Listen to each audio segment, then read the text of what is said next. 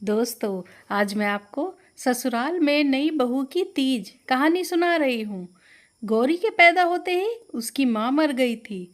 फिर जब उसको घर लाए तो अगले ही दिन उसके पिता की नौकरी भी छूट गई। इसलिए महेश गौरी को मनहूस मानने लगा था। महेश कहता है, माँ, ये लड़की बड़ी मनहूस है। जब से ये आई है ना, मेरी ज़िंदगी में सब गलत ही हो रहा है। पहले तो ये अपनी माँ को खा गई और आज देखो मेरी नौकरी भी। उसकी माँ सुनीता कहती है, बेटा, इस मासूम को क्यों दोष दे रहे हो? इसमें इस नन्ही सी जान का क्या कसूर है? बेटा, ये सब तो पहले से लिखा होता है। ये सब तो कर्मों का फल है। पर महेश ये बातें नहीं मानता और वो गौरी को मनहूस ही मानता था। ऐसे ही समय बीतता रहा। अब गौरी बड़ी हो गई थी। एक दिन जब सुनीता एक शादी में जाने को तैयार हो रही थी, तब गौरी कहती है, दादी, मैं भी आपके साथ शादी में चलूँगी, मुझे भी ले चलो ना। सुनीता, अरे मेरी बच्ची, मैं तो तुम्हें ले जाऊँ, पर वहाँ कुछ गलत हुआ ना तो लोग उसका दोष तुम्हें ही देंगे। गौरी कहती है, पर दादी, ये बताइए, अगर मैं जन्म ही ना लेती तो क्या फिर कभी कुछ किसी के साथ कुछ गलत होता? सुनीता, मेरे बच्चे, तेरी ये सारी बातें मैं अच्छी तरह समझती हूँ, पर मैं दुनिया को तो नहीं समझा सकती ना। चल, अच्छा चल, तैयार हो जा, चल ले मेरे साथ। फिर सुनीता गौरी को अपने साथ शादी में ले गई। गौरी बहुत सुंदर थी। वो अब 19 साल की हो गई तो वो और भी सुंदर लगती थी। फिर शाम को वो अपनी दादी के साथ शादी में पहुंच गई। गौरी को वहां पर देख आस पड़ोस की सारी महिलाएं कहने लगी। एक महिला कहती है, अरे अरे, देखो, सुनीता चाची इस मनहूस गौरी को भी अपने साथ ले आई। दूसरी महिला, हाँ हाँ, अरे चाची, इसके यहाँ आने से कुछ गलत हो गया तो? तभी सुनीता, अरे अरे, तुम लोग इसे चैन से जीने क्यों नहीं देते हो? अगर इसके जन्म लेते ही इसकी माँ गुजर गई तो इसमें इसका क्या कसूर है? उसकी उम्र शायद इतनी ही लिखी होगी। सुनीता ने इतना कहा था कि तभी वहाँ लाइट चली गई। एक महिला, लो भाई, छा गई अब यहाँ भी मनहूसियत। पर चाची को तो ये नज़र ही नहीं आती। अरे ये है तो पनौती ही। ये सुनकर गौरी रोने लगी और वहाँ से भागकर अपने घर पर आ गई। घर आके वो बहुत देर तक रोती रही। उसके पीछे पीछे सुनीता भी घर आ गई। आज गौरी ने कुछ खाया भी नहीं था। वो भूखी ही सो गई।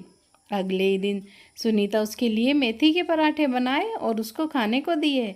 सुनीता कहती है, बेटा, आज तो तेरा 12वीं का रिजल्ट आएगा ना, तो जाके देख के आ और अच्छी खबर ही लेके आना। तभी महेश कहता है, माँ, टिफ़िन पैक हो गया तो दे दो, ऑफिस के लिए लेट हो रहा है। सुनीता, ले बेटा गौरी, ये टिफ़िन अपने पापा को देती जा। फिर गौरी टिफ़िन लेके बाहर आई। तब महेश, अरे माँ, आपने इस मनहूस के हाथों क्यों टिफ़िन भिजवा दिया? अब देखना, मेरे साथ कुछ ना कुछ गलत ही होगा। ये सुनकर गौरी ने गुस्से में टिफ़िन वहीं फेंक दिया और ऑटो में बैठकर स्कूल चली गई। स्कूल में जाके उसे पता चला कि उसने पूरे स्कूल में टॉप किया है। ये सुनकर उसकी दादी सुनीता बहुत खुश हुई। उसने सबसे पहले मंदिर में प्रसाद चढ़ाया और फिर बोली, बेटा, अब बस तेरी शादी और किसी अच्छे घर में हो जाए, फिर मुझे कोई फिक्र नहीं। उसके बाद मैं रहूँ ना रहूँ। गौरी कहती है, नहीं नहीं दादी, शादी वादी नहीं करनी है। अगर वहाँ भी मेरे कारण कुछ गलत होने लगा तो? इससे अच्छा तो ये रहेगा कि मैं और आगे ना पढ़ लूँ। आप पापा को मना लेना मेरी आगे की पढ़ाई के लिए। फिर शाम को ही सुनीता ने महेश से बात की। बड़ी कोशिश के बाद आखिर उसने महेश को मना ही लिया और महेश ने कॉलेज में दाखिले के लिए उसकी फ़ीस के लिए पैसे भी दे दिए। फिर गौरी ने कॉलेज में दाखिला ले लिया। कॉलेज में उसके साधारण पहनावे को देखकर सब हंसने लगे और उसका मजाक उड़ाने लगे। वहीं पर एक जतिन नाम का लड़का भी था। गौरी पर सबको हंसता देख उसे गुस्सा आया और वो बोला, अरे अरे, चुप हो जाओ सब। अरे वो आज ही नई नई आई है, उसका ऐसे मजाक मत बनाओ। और गौरी, तुम जरा सुनो, बाहर आओ। फिर जतिन उसे क्लास से बाहर लेके आया और बोला, अरे सुनो, तुम बहुत ही सीधी सादी हो, इसलिए तो तुम्हारा लोग मजाक उड़ा रहे हैं। देखो, मेरा नाम जतिन है और अब से अगर तुम्हें कोई तंग करे तब मुझे बता देना। चलो, आज से हम दोस्त बन जाते हैं। और इतनी भी सीधी ना रहो, आजकल सीधे साधों का ज़माना नहीं है। अब गौरी और जतिन दोस्त बन गए थे। तभी जतिन को किसी का फ़ोन आया। फ़ोन सुन के जतिन बहुत खुश हो रहा था। ये देखकर गौरी पूछती है, अरे क्या हुआ, आप बहुत खुश नज़र आ रहे हो। जतिन कहता है, अरे तुम तो बहुत लक्की हो मेरे लिए, मुझे बहुत बड़ी खुशखबरी मिली है। मेरी माँ पिछले 3 सालों से बिस्तर पर थी, उन्हें पैरालिसिस हो गया था, पर आज वो बिल्कुल ठीक हो गई और चलने भी लगी। गौरी, अच्छा, तो फिर बधाई हो आपको। जतिन, अरे गौरी, तुम तो बहुत ही भाग्यशाली हो, तुम्हारे कदम बड़े शुभ हैं। गौरी कहती है, पर ऐसा कैसे हो सकता है, सारे लोग तो मुझे मनहूस मानते हैं, क्योंकि मेरे जन्म लेते ही मेरी माँ चल बसी थी और हॉस्पिटल से घर आई तो मेरे पापा की नौकरी छूट गई। और वैसे भी जहाँ मैं जाती हूँ वहाँ पर कुछ ना कुछ गलत ही हो जाता है, इसीलिए तो सब मुझे मनहूस कहते हैं। ये कहते कहते गौरी रोने लगी, उसकी आंखों से आंसू गिरने लगे। जतिन कहता है, अरे अरे ये क्या, तुम रोने क्यों लगी हो। अरे चाहे कोई कुछ भी कहे, पर मेरे लिए तो तुम बहुत लक्की हो। ये सुनकर गौरी फिर मुस्कुरा दी। अब कॉलेज में दोनों साथ साथ रहने लगे और धीरे धीरे दोनों की दोस्ती बढ़ती चली गई। और अब वो दोनों कब एक दूसरे को पसंद करने लगे, उनको ये पता ही नहीं चला। एक दिन जतिन कहता है, अरे गौरी सुनो, कल मेरी मम्मी का जन्मदिन है और तुमको ज़रूर आना है। फिर अगले दिन गौरी जतिन के साथ उसके घर पर गई। वहाँ उसने गौरी को अपने माता पिता से मिलवाया। जतिन कहता है, मम्मी पापा, यही है वो गौरी जिसके बारे में मैंने आपको बताया था, और इसके मिलते ही मुझे आपके ठीक होने की खबर मिली थी। जतिन की माँ, सच में बेटा, ये तो बहुत ही खूबसूरत और प्यारी है। तभी जतिन के पापा का फ़ोन बजता है। फ़ोन उनके ऑफिस से था और फ़ोन सुनते ही वो भी खुशी से झूम उठे। जतिन के पिता, क्या सच में, थैंक्स अ लॉट, अच्छा चलो बाय। जतिन की माँ कहती है, अजी क्या बात है, बड़े खुश लग रहे हो। जतिन के पिता कहते हैं, अरे खुश क्यों ना हूँ भाई, जब बात ही इतनी खुशी की हो। जिस प्रमोशन का मैं 15 सालों से वेट कर रहा था वो आज मुझे मिल ही गया, और अब मेरी तनख्वाह भी डबल हो जाएगी। जतिन की माँ, क्या, सच में, क्या। बेटे जतिन, तुम बिल्कुल सही कह रहे थे कि ये लड़की हमारे लिए बड़ी लक्की है, अगर हम इसे अपने घर में ही रख लें। अरे भाई, मेरा मतलब कि अगर तुम दोनों की शादी करा दें तो कैसा रहेगा। ये सुनकर गौरी और जतिन शर्मा गए। फिर उनका कॉलेज ख़त्म होते ही दोनों की शादी करा दी। गौरी अब जतिन के घर आ गई।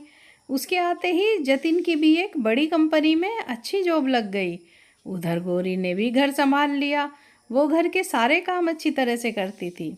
अब सावन का महीना आ गया था और तीज का त्यौहार भी आ गया। गौरी की शादी के बाद ये पहली तीज थी। उसे तो तीज के बारे में कुछ पता भी नहीं था, पर उसकी सासू माँ ने उसे तीज के बारे में सब बताया। उसकी सासू माँ कहती है, बहू, इसमें पत्नियाँ अपने पति की लंबी आयु के लिए व्रत रखती हैं और स्वयं भगवान महादेव उन्हें आशीर्वाद देते हैं। और लड़की के मायके से सिंदारा भी आता है, उसमें कुछ कपड़े होते हैं, कुछ श्रृंगार का सामान, मिठाई, फल और खाने पीने की और चीज़ें होती हैं। पर तेरे मायके से तो, अपने मायके का नाम आते ही गौरी उदास हो गई, पर वो व्रत जरूर करने का सोच रही थी और उसने सारी तैयारी भी करके रख ली। वो अपने पति जतिन से फ़ोन पर कहती है, देखिए कल मेरा तीज का व्रत है, तो क्या शाम को मुझे बाज़ार ले जाओगे मेहंदी लगवाने। जतिन, हाँ हाँ ले चलूँगा, तुम तैयार रहना शाम को। फिर अगले दिन गौरी का व्रत था और अपनी बहू के पहले पहले तीज व्रत पर उसकी सास ने घर में एक फंक्शन रखवा दिया था। उसमें आस पड़ोस की औरतें और सभी लोग आए हुए थे, पर गौरी की तो निगाहें बस दरवाजे पर ही टिकी थी, मानो वह किसी का इंतजार कर रही हो। फिर वो उदास हो गई। तभी उसने देखा कि दरवाजे पर उसके पिता और दादी खड़े थे और उनके हाथ में सिंदारा भी था। ये देखकर गौरी बहुत खुश हो गई। तभी जतिन भी भागा भागा हुआ आया और आते ही उसने गौरी को गोद में उठा लिया और झूमने लगा। Jatin, thank you Gauri, thank you so much. Gauri, अरे अरे जतिन, क्या बात है, बताओ तो कुछ। तभी जतिन कहता है, मम्मी पापा, वो जो हमारी प्रॉपर्टी का केस 20 सालों से कोर्ट में चल रहा था ना, वो केस आज हम जीत गए। जतिन की माँ, हे भगवान, तेरा लाख लाख शुक्र है। वो वहाँ आए लोगों से भी कहती है, देखो आप सब लोग, हमारी बहू हमारे लिए कितनी लक्की है। इसके आने इसके साथ तो हमारा सब अच्छा ही अच्छा हो रहा है। और भाई साहब, अब आप भी गौरी को मनहूस कहना बंद कर दो।